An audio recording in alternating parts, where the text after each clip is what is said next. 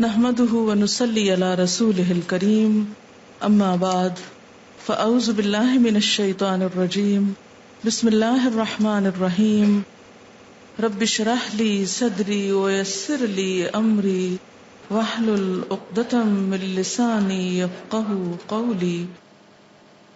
دعا کے آداب میں سے یہ بات آپ سب کو معلوم ہے کہ اگر دعا مانگنے سے پہلے اللہ کی تسبیح، حمد و ثنا، تعریف کی جائے تو یہ چیز اللہ تعالی کی رحمت کو جوش میں لانے کا ذریعہ بنتی ہے اور دعا کی قبولیت کا بھی۔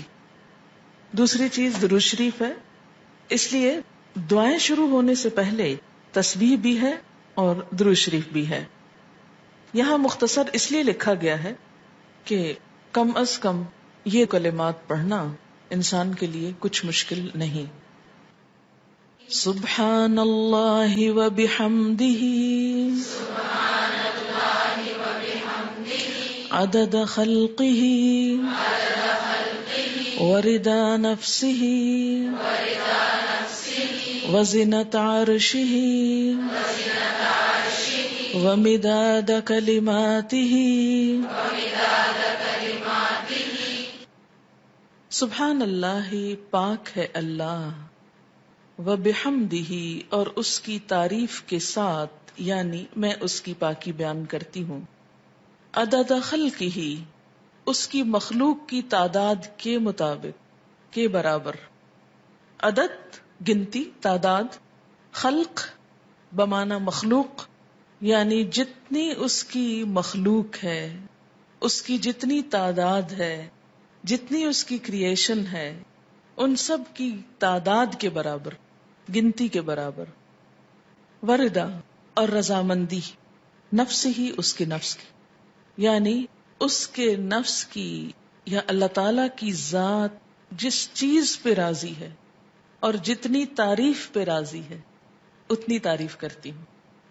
وزنۃ عرشہ، اور اس کے عرش کے وزن کے برابر، یعنی جس عرش پر اللہ تعالی متمکن ہے اس کا جتنا وزن ہے ہم تو اس کا احاطہ بھی نہیں کر سکتے، اس کے برابر۔ ومداد، اور سیاہی، کلمات ہی، اس کے کلمات کے لکھنے کی، یعنی قرآن پاک میں آتا ہے کہ اگر سارے سمندر سیاہی بن جائیں اور اتنے ہی اور بھی، اور سارے درخت قلمیں بن جائیں اور اللہ کے کلمات، اس کی تعریف لکھی جانے لگے تو سارے سمندر خشک ہو جائیں لیکن اللہ کی باتیں کبھی ختم نہ ہوں۔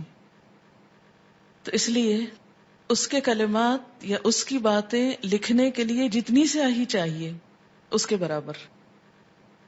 یہ مسنون تسبیح ہے اور بہت ہی خوبصورت، چند لفظ ہیں لیکن ایک بندہ مومن کے دل کے اندر اللہ تعالی کی محبت کے لیے، اس کی عظمت بیان کرنے کے لیے جو اس کے جذبات ہیں اس کی ایک عکاسی ہے۔ اب دیکھیں کہ اللہ تعالی کی ذات جتنی بلند ہے اور اس میں جتنی خوبیاں ہیں ان کا احاطہ کرنا ہم جیسے کم عقل اور حقیر انسانوں کے لیے ممکن ہی نہیں۔ نہ وہ ہماری عقل میں سما سکتا ہے، نہ ہمارے تصور میں، اور نہ ہی ہماری اتنی زندگی ہے، نہ ہماری اتنی قوت ہے، نہ اتنی طاقت ہے، مجال ہے کہ ہم واقعی اس کی تعریف کا حق ادا کر سکیں۔ اس کی تسبیح کائنات کی ہر چیز بیان کر رہی ہے۔ وَإِن مِّن شَيْءٍ إِلَّا يُسَبِّحُ بِحَمْدِهِ، کوئی چیز ایسی نہیں جو اس کی تسبیح نہ کر رہی ہو۔ وَلَٰكِن لَّا تَفْقَهُونَ تَسْبِيحَهُمْ، لیکن تم ان کی تسبیح کو سمجھتے نہیں ہو۔ سبح للہ ما فی السماوات وما فی الارض، تسبیح کر رہی ہے اللہ کی ہر وہ چیز جو آسمانوں میں ہے، ہر وہ جو زمین میں ہے۔ جب ہر چیز اس کی تسبیح میں لگی ہوئی ہے تو میری زبان اس کی تسبیح سے خالی کیوں رہے؟ اگر میں نہیں کروں گی تو میری محرومی ہے، اللہ تعالیٰ کا تو کچھ بھی نقصان نہیں۔ بے شمار فرشتے صرف پیدا ہی اس لیے ہوئے ہیں کہ وہ اللہ کی تسبیح بیان کریں، اس کی تعریف بیان کریں. اس لیے تسبیح کرنا سراسر خود انسان کے اپنے فائدے کے لیے ہے. اس طرح انسان باقی کائنات کا ہم نوا ہو جاتا ہے. جس ذات سے جتنی محبت ہوتی ہے اس کے لیے الفاظ کا چناؤ اتنا ہی مشکل کام ہوتا ہے، اور اللہ کی تعریف کے لیے الفاظ کا چناؤ ہم عام انسانوں کے بس میں نہیں. اس لیے ہمیں لازمی طور پر سہارا لینا ہے نبی صلی اللہ علیہ وسلم کے الفاظ کا. تو آپ نے جو الفاظ سکھائے مسنون بھی ہیں اور بہت جامع بھی ہیں. آپ صلی اللہ علیہ وسلم کی یہ خصوصیت تھی کہ انما اوتیت جوامع الکلم، مجھے جامع کلمات عطا کیے گئے ہیں. آپ صلی اللہ علیہ وسلم کی گفتگو کی ایک خوبی تھی کہ کم الفاظ میں بڑی بات کہہ سکتے تھے. تو یہاں بہت کم الفاظ میں بہت خوبصورت طریقے سے اللہ تعالی کی تسبیح بیان کی گئی ہے. تو جب بھی آپ دعا مانگنے لگیں تو اس سے پہلے اگر یہ چند لفظ بول لیں تو دعا کا وزن اور قبولیت اور اس کی خوبصورتی بڑھ جائے گی. اب دیکھیں کہ دعا کے شروع میں اور آخر میں تسبیح پڑھنا اور درود شریف پڑھنا یہ کہ ایسا ہی ہے کہ جیسے کسی کو کچھ دینے کے لیے آپ ایک خوبصورت جیسے گفٹ پیپر ہوتا ہے یا اچھا کوئی برتن ہو سکتا ہے یا کوئی بھی چیز جس میں آپ کوئی چیز ڈال کر دے رہے ہیں. مثلا آپ نے ایک خوبصورت خط لکھا اور گندے سے انویلپ میں ڈال کے دے دیں تو وہ تاثر کیسا ہوتا ہے؟ درست نہیں ہوتا. اسی طرح آپ اچھی سے اچھی بات کہنا چاہیں مگر الفاظ اچھے نہ ہوں تو اس کے اندر خوبی نہیں آئے گی اچھی سے اچھی بات میں. تو الفاظ کا اچھا چناؤ اور دعاؤں کے آگے پیچھے اللہ کی تسبیح یہ بہت ہی ضروری ہے اور بہت مفید ہے، اور اس سے بڑھ کر جامع الفاظ کم ہی ملیں گے آپ کو. اس لیے ان کو یاد بھی کر لیجئے اور عادت بھی بنا لیجئے. اب اس شعور کے ساتھ جو کچھ ہم نے اس کا معنی سمجھا ہے، مثلاً عدد خلقی ہی، تو آپ سوچئے ذرا کہ اس کی مخلوق کی گنتی. مثلاً کہا یہ جاتا ہے کہ آسمانوں پر جتنے ستارے ہیں اگر ان کو فرضی نام دے دیے جائیں، مثلاً ABCD، تو ان ناموں سے پکارنے میں یا ان کی صرف گنتی کرنے میں 400 ملین سال چاہیے، کیونکہ انسان نمبر ایک تو احاطہ ہی نہیں کر سکتا.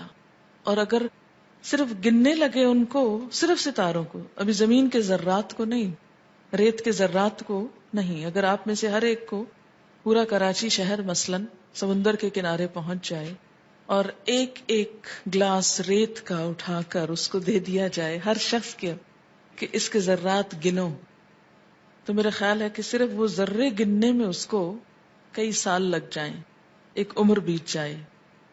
تو ہم نہ تو یہ ذرات گن سکتے ہیں، نہ یہ ستارے گن سکتے ہیں، اور نہ ہی ہماری اتنی عمر ہے. تو یہ ایک تسبیح لے کہ اگر ہم چند دفعہ سبحان اللہ کہہ بھی دیتے ہیں تو اس سے حق نہیں ادا ہوتا. سارا دن بھی بیٹھ کے تسبیح پڑھیں تو مت کبھی سوچیں کہ ہم بڑے عبادت گزار ہو گئے اور بہت کچھ کر لی، کچھ نہیں کیا. کبھی اپنی عبادت کا انسان کو غرور نہیں آنا چاہیے، نہ کبھی عبادت کے تکبر میں مبتلا ہوں، کیونکہ ہم اللہ کا حق ادا کر ہی نہیں سکتے. تو پھر جب انسان یہ کہتا ہے عدد خلق ہی، تو گویا وہ سب کچھ گنا گیا جو آپ ویسے نہیں گن سکتے. لیکن شرط یہ کہ دل سے کہیں عدد خلق ہی ورضا نفس ہی، اتنی تسبیح جس پہ وہ راضی ہو جائے، بس مجھے اس کو راضی کرنا ہے. میں جب تک تسبیح کروں گا جب تک وہ راضی ہو جائے، اس کی رضا کے برابر. وزنۃ عرشہ، اور وزن میں اس کا عرش، اس سے وزنی کوئی چیز نہیں، اور اس کے کلمات لکھنے کی سیاہی کے برابر. وہ کتنی ہے اس کا احاطہ بھی ہم نہیں کر سکتے. اب آپ دیکھیں لیکوڈ بھی آ گیا اور ایبسٹریکٹ چیز بھی آ گئی اور ٹھوس چیز بھی آ گئی، یعنی ہر چیز کا ایک طرح سے احاطہ کیا گیا.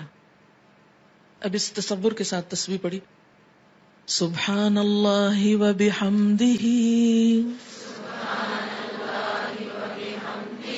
عدد خلقہ ورضا نفسہ وزنۃ عرشہ ومداد کلماتہ